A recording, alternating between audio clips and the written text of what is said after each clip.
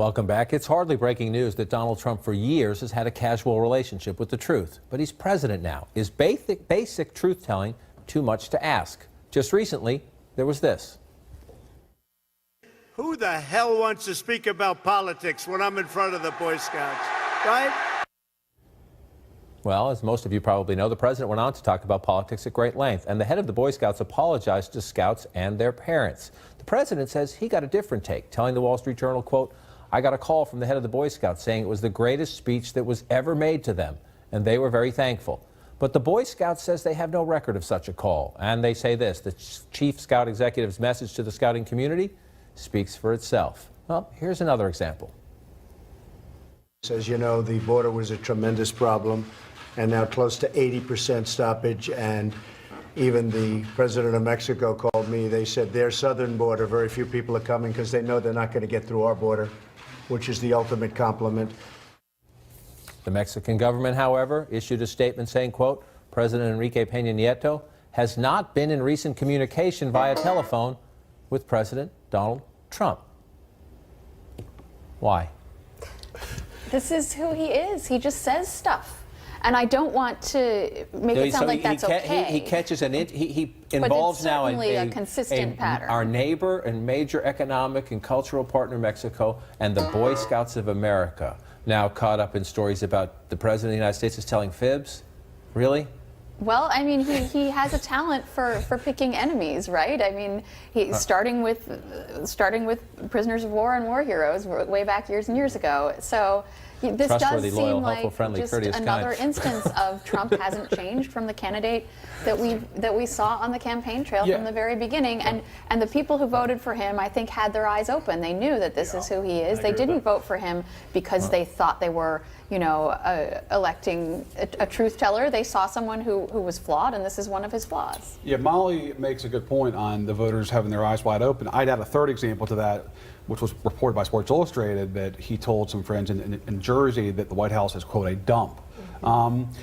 Look, if any other president said these things, and this is why I think the conservative rap that the media is tough on Trump is actually laughable, right? Because any other president, I don't care if it's a Democrat or Republican, call the White House a dump and make up stories about the Boy Scouts and the President of Mexico, that would have been the story for days on end, the scrutiny and the questions about this. But because the volume of this, and because it's Donald Trump, as you said, it doesn't quite get the kind of outrage. And I think the question is, at some point, do his voters care? Because the last 2 years, they sure didn't. And so far, they don't now. And so this is about conversations that some would say are trivial, or the president was making a point, and it's the point that matters. That's a rationalization. Not the fib that's part of the point. That's what they will say. Or, oh, come on, give them a little creative license. That's what they'll say. Here's another credibility question, or questions. There's zero wiggle room if you listen to this. The president didn't sign off on anything. He was coming back from the G20. The statement that was released on Saturday was released by Donald Trump Jr., and I'm sure in consultation with his lawyers. The president wasn't involved. The president wasn't involved. That's Jay Sekulow, the president's private attorney. But yesterday, two top White House officials made clear what you just heard the president's lawyer tell you, not true, not even close. The statement that Don Jr. issued is true. There's no inaccuracy in the statement. The president weighed in as any father would based on the limited information that he had. The president said that he weighed in the way any father would on the statement. He wasn't part of the email chain. He wasn't part of the meeting, certainly. We all know that nothing came of the meeting. There was no follow-up. There was no attempt to collude.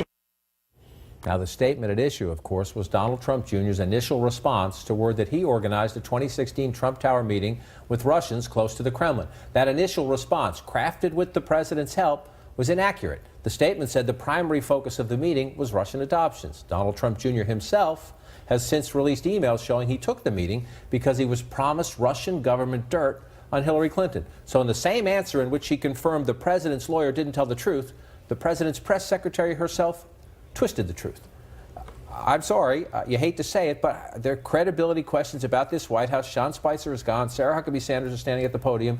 Does she have the same issue in the room that people doubt her credibility, question her credibility? Absolutely. I mean, and the problem with the Boy Scouts and the president of Mexico, whether it's creative license or making a point or not, is these smaller, little more minor lies and mistruths really point to a pattern and practice at the White House of there is just general disregard, and it comes from the top, to telling the precise truth about things, whether it's a whopper or it's a slight shading of the truth, as I think Sarah Huckabee Sanders was engaging in there about Donald Trump Jr.'s initial statement, because he later expounded on that and actually revealed that there was a lot more that was offered before that discussion took place. So, I mean, I do think that this has created an unmistakable credibility issue for the president and for his aides who speak for him on a daily basis, and it's unavoidable. I mean, there's no way for them to address that now. It's the horse has left the barn. What I would say is more telling is that the police chiefs came out and criticized him for saying it. The Boy Scouts came out and said, no, you didn't talk about this. The Mexican government came out. The leaks continue. It seems to me that, like, Trump is lying is news at 7. But it seems to me that now institutions and other organizations are coming out and saying the president has no credibility. He also is low in the polls, so therefore we have no qualms about criticizing him bluntly in public. Right, and to that point, the police chiefs, the president essentially was saying, you know, when you put them in the paddy wagon, you usually put your hand behind the head so they don't care. Take your hand away. And the White House was saying yesterday he was joking. The Attorney General of the United States apparently told a law enforcement group he was joking. We've got to give our politicians some leeway. Politicians should be allowed to joke, but is that an issue on which anybody, especially the President of the United States, should be joking if we take him at his word that it was a joke? Well, it's and a bad joke. I think to Perry's point, people have just stopped taking seriously anything he says. It's not questions about credibility at this point. I don't mean there to interrupt. is no credibility. I don't mean to interrupt, but repeat what you just said. He's people the don't take President seriously of the the things he says. United States. Yeah. He's the President of the United States. I was raised in a family where you listen to the President of the United States.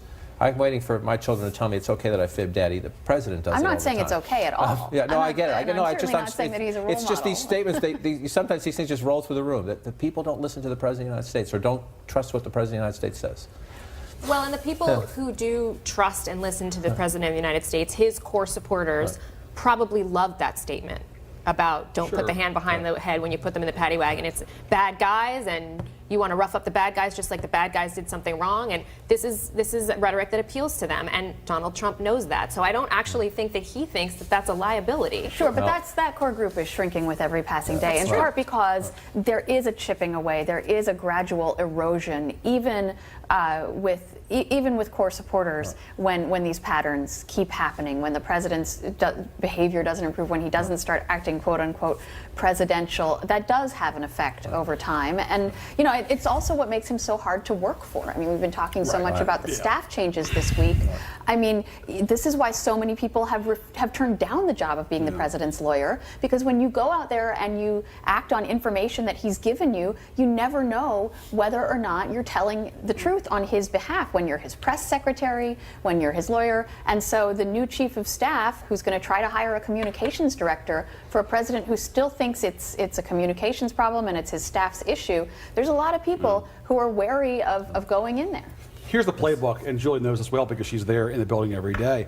If the president says it in public and on camera, they have to say that he was just joking around if it's totally indefensible. If it's not on camera, then they'll just deny it entirely.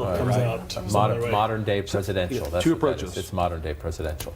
Straight from the source. Up next, that latest ballistic missile launched by North Korea wasn't just a future threat to the United States.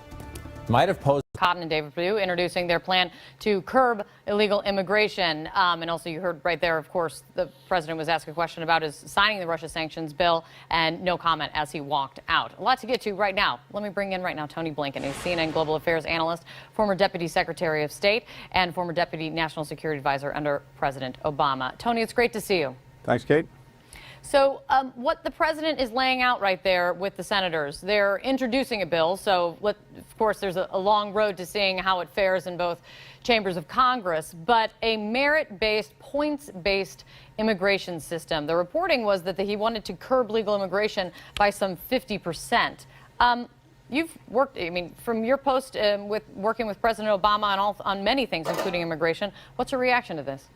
Look, the devil's in the details, but as advertised, this is counterproductive, it's misguided, and ultimately it's un-American. It's counterproductive because if you curb avenues to legal immigration, you're going to increase incentives for people to try to come here illegally, something that we all want to get a grip on. Second, it's misguided because across the economic spectrum, Immigrants are contributing to our country every single day. They're picking our crops, they're preparing our food, they're nursing our sick, they're doctoring in places where doctors don't exist. And at the high end of the spectrum, they're creating new companies. 40%, 50% of the new ventures in Silicon Valley. So when you're cracking down on that, on legal migration across the spectrum, you're actually hurting the economy. And ultimately, Kate, it's un-American too, because this country has been built by wave after wave of immigrants. Irish, Italians, Jews, Asians, Latinos. That's who we are. And this is saying, no, that's not who we are. I think it's profoundly wrong. What about the case that you heard from Tom Cotton? He's made the case before that in cracking down and making sure that there are more high-skilled workers that are coming in, people who can support themselves, who demonstrate skills, it will help the American worker, it will help improve American wages. Look, we all want to have high-skilled workers come here, and we need to continue to find ways to attract them. But we want people coming across the entire spectrum. Again, it starts at the low end, too. The reality is many immigrants are taking jobs that people who are already here just don't want to do. By the way, if you happen to, say, own a golf course or a hotel or a restaurant, chances are you're employing a lot of those low-skilled laborers who are coming from another country, something the president probably knows something about. I want to ask you on a completely different topic, but foreign policy related. North Korea. Tensions are, it feels like at an all-time high right now. Lindsey Graham was on the program earlier. He stands by his assessment that the president has told him that he is ready basically to go to war if North Korea continues down its path of enhancing its missile program. Lindsey Graham, all from the president and Rex Tillerson at the State Department are two different messages. As Graham said, when Rex Tillerson said to North Korea, you are not our enemy, he says at best it's inartful, at worst it's mixed messaging. What's your take? Well, I heard Senator Graham say something else that was very important that I put my finger on, and that is sharpening the choice for China in using the leverage that it has on North Korea to try to get it to the table, to stop the testing, and to at least put a halt to this problem before it gets even worse. And we have to sharpen that choice. And we started to do that with President Obama. I hope President Trump continues. And it's pretty straightforward. The message to China should be, look, if you can't or won't help us solve this problem and bring North Korea to the table, we're going to have to continue to do things that are not aimed at you, but that you don't like. More missile defenses in the region, more military exercises with the South Koreans and the Japanese, more sanctions, including on Chinese companies and individuals doing business with North Korea. This has to be more uncomfortable for China to get it to use its leverage. We've got to get the North Koreans to at least stop testing this stuff, because the more they test, the closer they get to perfecting technology that can actually give them an intercontinental ballistic missile with a nuclear weapon that can hit us here in the United States. That's the first step. Then you buy time and you see what you can negotiate. Look, we have to also build up our deterrence, make sure that we have all of the adequate responses in place, but I don't think there is a good military solution. Much of their program is buried deep under mountains, underground. We don't know where a lot of it is. Increasingly, they have mobile missiles that they can put on launchers that they can wheel out in a matter of minutes, fueled with a solid propellant. Even if we did know where everything was and could get at it, they have 10,000 pieces of artillery 30 miles from Seoul, South Korea. They get off a salvo and decimate the city. So it's not a really great option. The human cost is, I mean, it cannot be overstated, the That's human right. cost, what it would be. Let's see what the president has to say. That's where all eyes are right now on what next steps, if there is one, towards North Korea, especially on China. Great to see you, Tony. Thanks so much. Thanks, Kate. Coming up for us, new details on the lawsuit now that has just been released, accusing Fox News and the White House of coordinating on a false story about the murder of a DNC staffer. We'll be right back. You know you get Senator Lindsey Graham of South Carolina. Senator, thanks for the time. Thank you. So first, let's start with North Korea. This news that Barbara was just telling us about, the commercial jet passing within miles of the North Korean missile test. What do you say about that? Well, I don't think there's an upside to North Korea having an ICBM for anybody, including Air France. So for 20 years, Kate, we have threatened the North Koreans, we have sanctioned them, we've sent Madeleine Albright to dance with Kim Jong-il, the father of the current leader. Nothing's worked. The garbage is piling up regarding North Korea. President Trump has drawn a red line when it comes to North Korea. He has said very directly to me and others and publicly he will not allow them to get an ICBM that would be nuclear tipped to hit the American homeland, and he'd use military force if he had to stop it, and that's where we're headed if they don't stop. Well, When discussing this yesterday, you took some heat for your comments that basically a war with North Korea is inevitable if they continue with their trying to enhance their missile program. Retired General Spider Marks, a CNN contributor, he called your comments unfortunate. Senator Dianne Feinstein, she said this to MSNBC. Listen to this. My reaction is that Lindsey Graham should get a classified briefing like the ones I have had and sit down with Secretary Mattis, which I have done. Senator Graham, do you stand by your assessment here? Oh, absolutely. I like the general a lot. He's a fine man, and Dianne Feinstein's a terrific senator. But it's their kind of thinking that's gotten us to here. For 20 years, it's this kind of thinking that's allowed North Korea to have dozens of nuclear weapons, not just one. They're going to have dozens of missiles if somebody doesn't stop them. They'll have a hydrogen bomb one day if somebody doesn't stop them. I like Secretary Tillerson. His job is to find a diplomatic solution. I hope he can. But when he says North Korea is not our enemy, tell that to Otto Warmbier's family. So I think this whole approach that they're talking about has failed. It's time for a new approach. We need to let China know that we will pick our homeland defense over regional stability. If we have to choose between an ICBM in the hands of the North Koreans and a conflict in the region, we're going to choose the conflict to protect the American homeland. And quite frankly, President Trump has no other choice because everybody before him has failed. But have you heard a clear message on this from the administration? I mean, you cite Rex Tillerson, and then you've got the commander-in-chief, which is unclear where they are. Yeah, so I've heard a clear message from the president. Secretary Mattis, you've got a clip there when I asked him, is it the policy of the Trump administration to deny North Korea an ICBM capability at the homeland? He said it was. Not to contain the threat, but to deny it. So Secretary Tillerson's trying to convince the Chinese and North Koreans that we don't want regime change. We're not trying to unify the peninsula. I get that. But if John Kerry had said what he said, we'd be all over him. So I think it was inartful. We need to send a clear message to North Korea. You think what China. Tillerson said was unartful? Yes. I think we should have a clear message that this threat's not going to mature to the point that it can hit America with a nuclear-tipped ICBM, that if we have to use military force, we will. And I don't believe North Korea will ever change until they believe America is serious about the military option. The military option would be devastating. The last president who drew a red line against a dictator was Obama against Assad. 400,000 people have died when he refused to enforce it. So I think President Trump has no other choice. He's got to pick homeland security over regional stability. And the way to end this is to have China convince the North Koreans to stop their missile program, which is a direct threat to us. Doing that, can you do that with trade restrictions? I think let's do everything short of war that we can. The military option should be the last option, but here's what I do believe. How close are we to the military option? What's your assessment? I don't know. I know this, that Trump will do it if he has to. No president can allow this guy, Kim Jong-un, to get a missile to hit America with a nuclear weapon on top. That would be incredibly irresponsible. Let's try sanctions on China. Let's do whatever we can. Madeleine Albright went over to dance with a guy. That didn't work. Dennis Rodman, that didn't work. Sanctions haven't worked. The only thing that will work is if they believe this president will use military force to protect America. And if they believe that, I think we'll get a different outcome. And it's up to President Trump to deliver a very firm, unequivocal message to North Korea and China, and Secretary Tillerson's job is to find a diplomatic solution.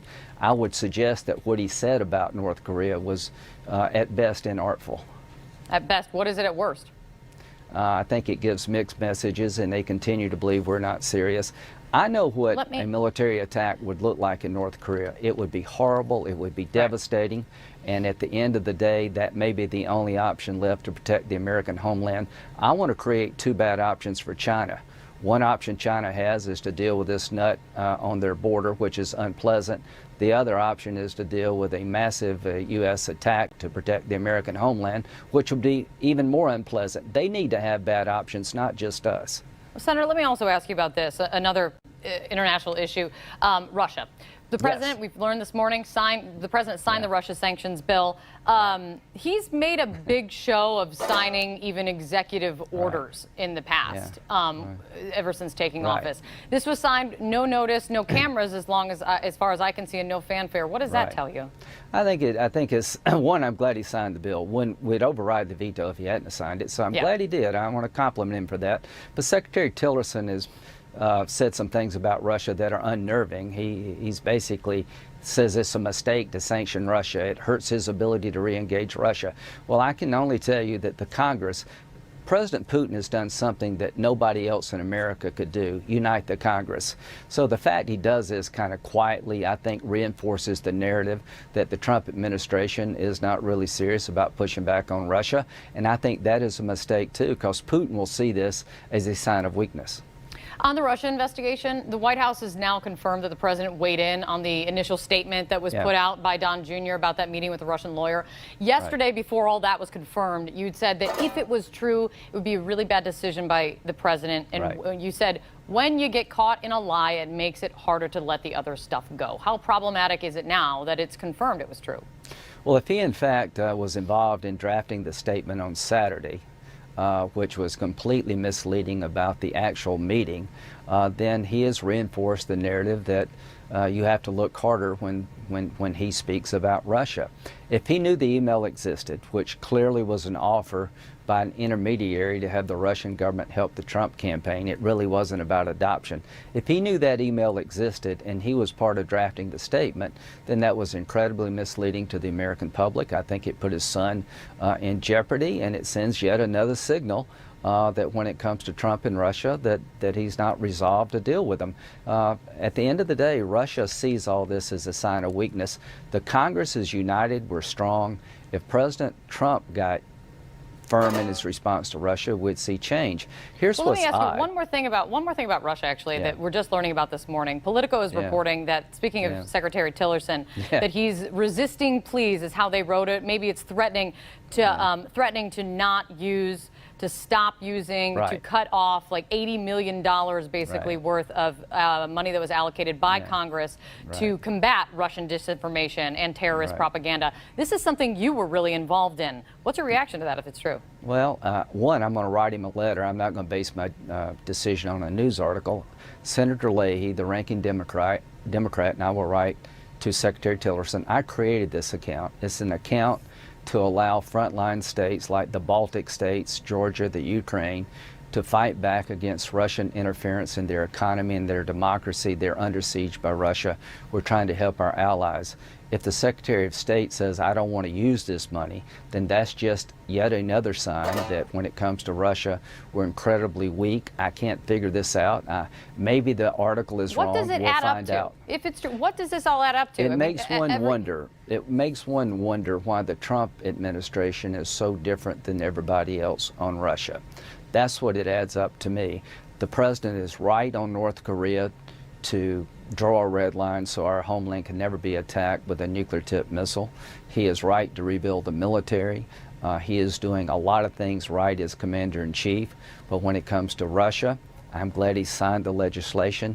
But what Tillerson is saying about the sanctions, this idea I may not use money to help democratic states under siege by Russia, adds up to a signal that we're really not serious in the Trump administration of dealing with Russian interference in our home, here in our backyard and abroad, and that just invites more aggression.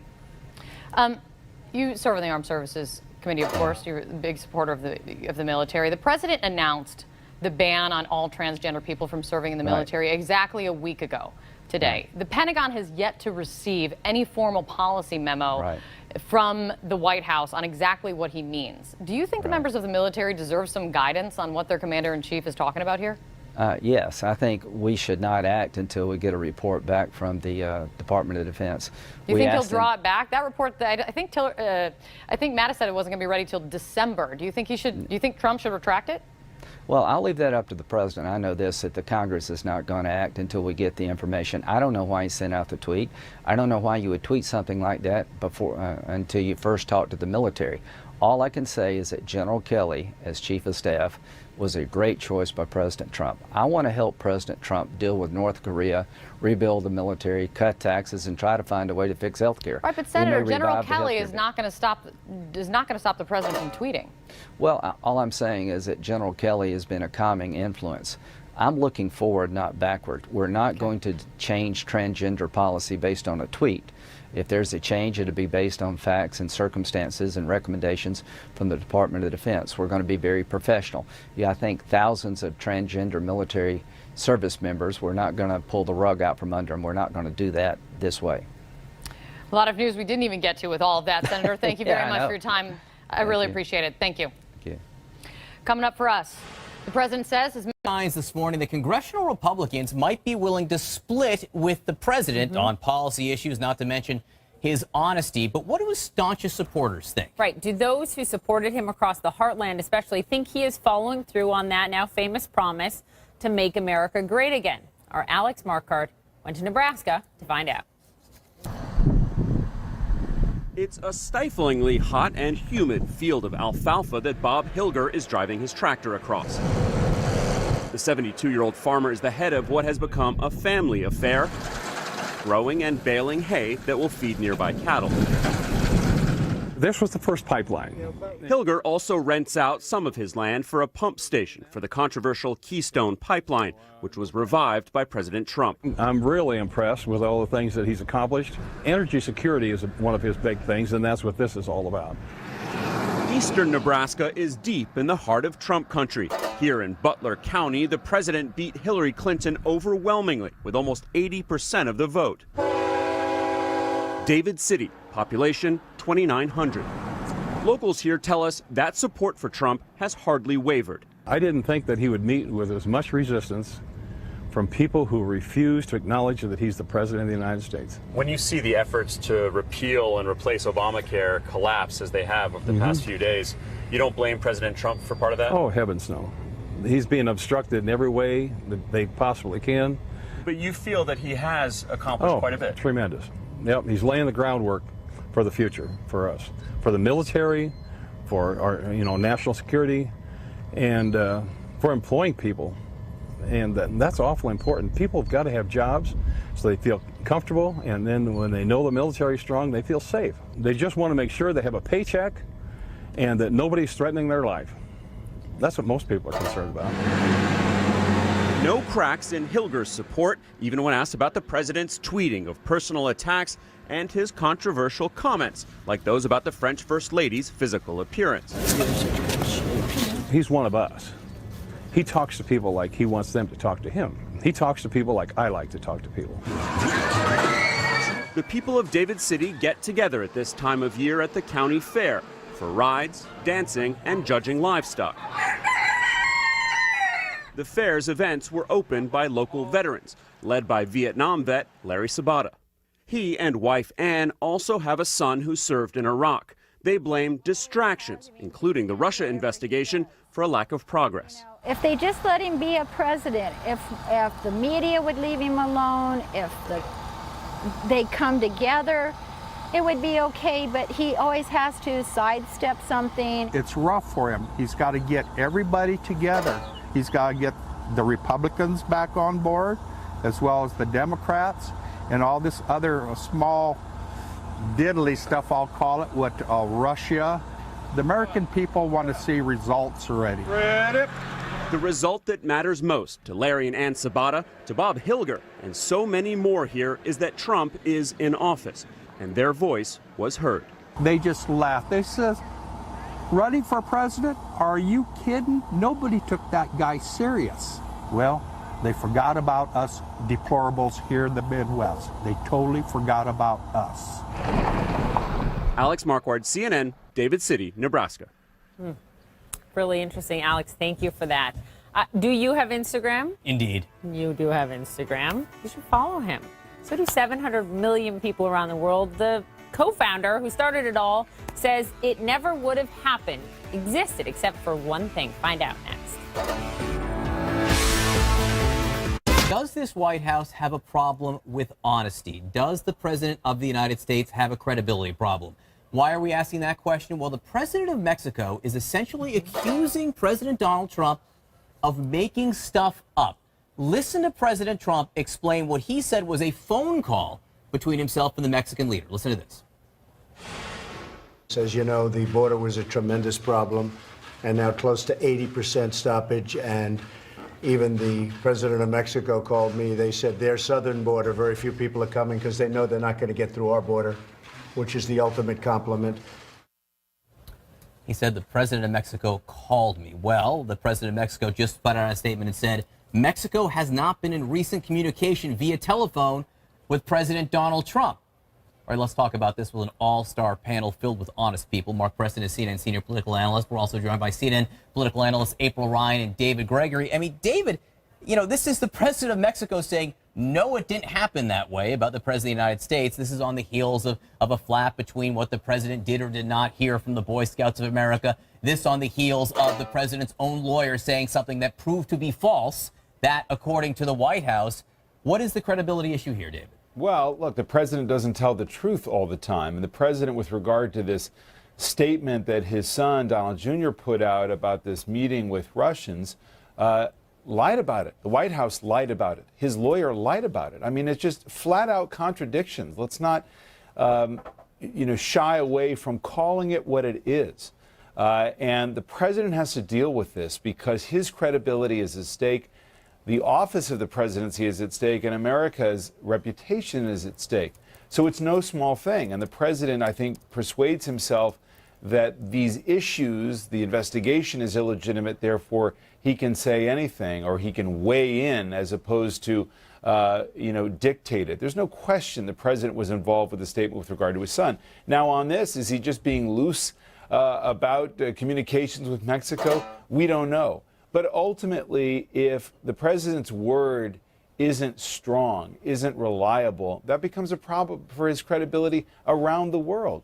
And we've seen this time and time again in this administration so far. And again, what's so difficult about it is that what the president's talking about substantively there is accurate, that the crossings are down.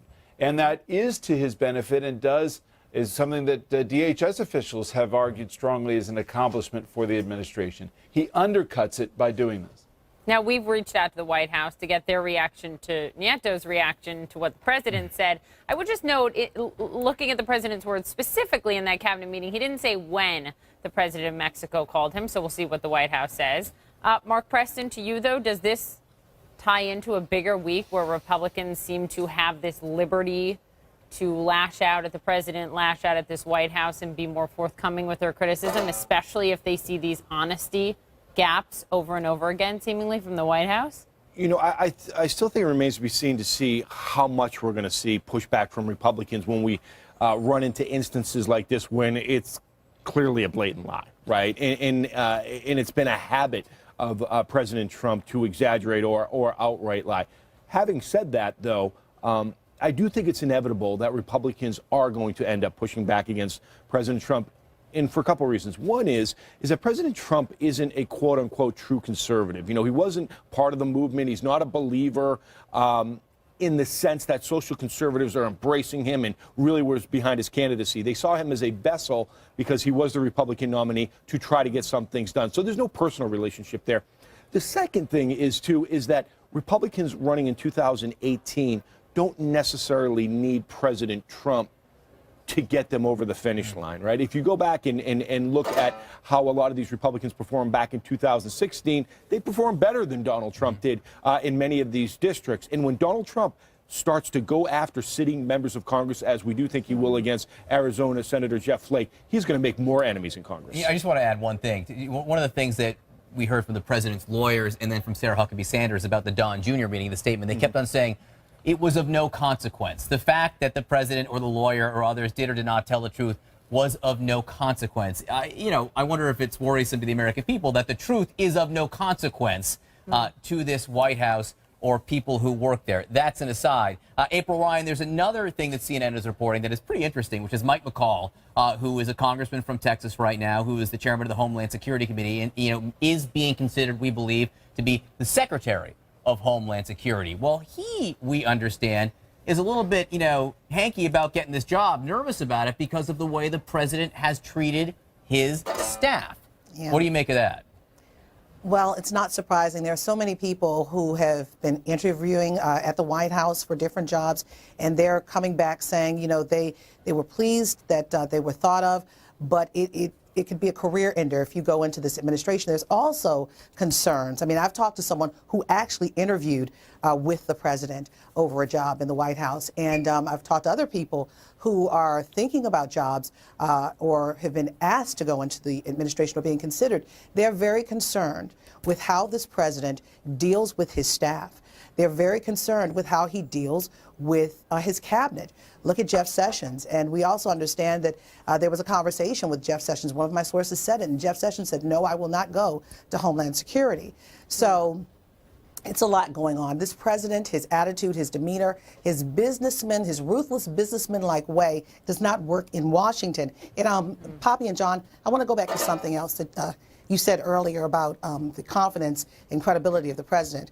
I remember a story that was true that happened a couple of months ago. Remember Congressman Elijah Cummings, when he met with President Trump at the White House, when they finally had that meeting. Right. After that meeting, the president said, Elijah Cummings said he was the greatest president. And Elijah Cummings said, no, that's not what I said. He said, you could be the greatest president if you would deal with certain issues. So the way the president sees things is totally different than the reality of how it really is sometimes. As they teach you when you're a kid, right? Words matter. Words and matter. including all of the words in your quotes, quoting, and conversation matters. David Gregory, so the White House, though, trying to flip the script. We haven't seen any statements on Twitter from the president on any of this morning. But here's what they're doing. They're focusing on things that appeal to their base, to their 35-40%, right? This immigration event, this big crackdown on China trade that's apparently coming, and also, the Department of Justice taking on affirmative action in their front office. So, the strategy, smart for this White House? Well, any White House is going to target elements of their coalition, and there's no question what the president has done on transgender members of the military. That policy, which seemed to take the Pentagon by surprise, was geared toward that. The priorities of the Justice Department with regard to drug policy and now affirmative action does the same thing. The China issue is about trade, and it's really about North Korea as well. So, there's political strategy, and then there's also policy strategy as well. The White House has to be thinking about, it's interesting, the president accurately pointed out how well the stock market is doing, which I think is fantastic for investors of all levels in this country, that the stock market is performing so well. And it is a sign of great confidence of what Washington could actually do. And the market's rising despite the dysfunction in Washington, perhaps still counting on some kind of tax reform. So that's where the White House has to have some level of discipline to be able to achieve. And then if you have a deadline that's looming about the debt ceiling, to not screw that up, to rattle markets, because the economy's growing, corporations are making money, and they're doing all of that, treating Washington as more irrelevant. Good segue. Because it's almost 9:30, and we might see a record on Wall Street. Thank you all very much, Mark April and David Gregory. 5 minutes away from the opening bell on Wall Street. You'll see it live here. Will the Dow cross 20? Explosive claims in a new lawsuit accusing the White House, Fox News, its parent company, and a Republican donor of concocting a fake news story about the murder of a DNC staffer named Seth Rich. CNN senior media correspondent Brian Stelter has more. There's a possibility this is a guy who provided to WikiLeaks all those DNC emails. A false story peddled by Fox News could have fingerprints that reach all the way to the White House. A new lawsuit filed in federal court claims Fox concocted a story about the murder of 27-year-old DNC staffer Seth Rich and claims the White House had oversight. If it was true that Seth Rich gave WikiLeaks the DNC emails, wouldn't that blow the whole Russia collusion narrative that the media has been pushing out of the water? That is part of this pro-Trump conspiracy theory. Rich's family says his death has been exploited by right-wing media. At the center of the story is Ed Butowski, a wealthy Republican donor. Tuesday's suit, filed by Rod Wheeler, a Fox News contributor, claims Butowski and Fox were in cahoots, contriving a link between Rich and WikiLeaks.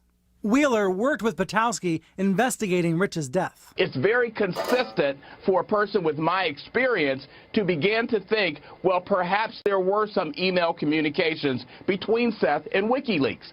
Rich's family says that's not true.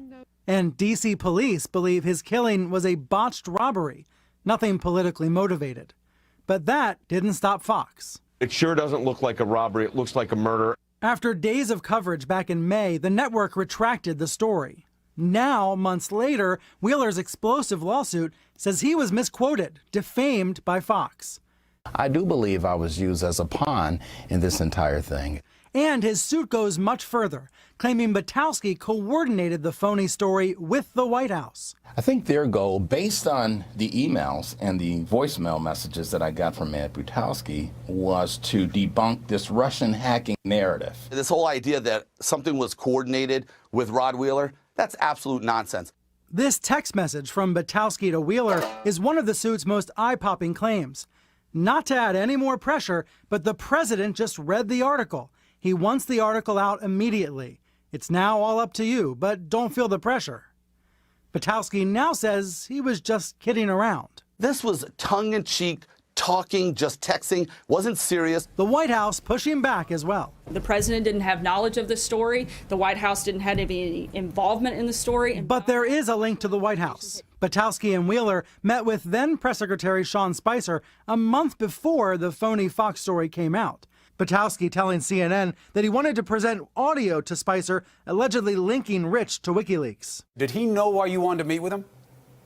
No. So he just took a meeting? As a matter of fact, yeah, because I said, Sean, I was going to be in town. I had something I wanted to talk to you about. My conversation with Sean about this recording lasted about 1 minute. He said, Ed, I don't know anything about it. I don't want to know anything about it. I can't do anything. Spicer says it was just a 10-minute courtesy meeting and the White House had nothing to do with his story. But the suit claims that Spicer asked to be kept abreast of developments.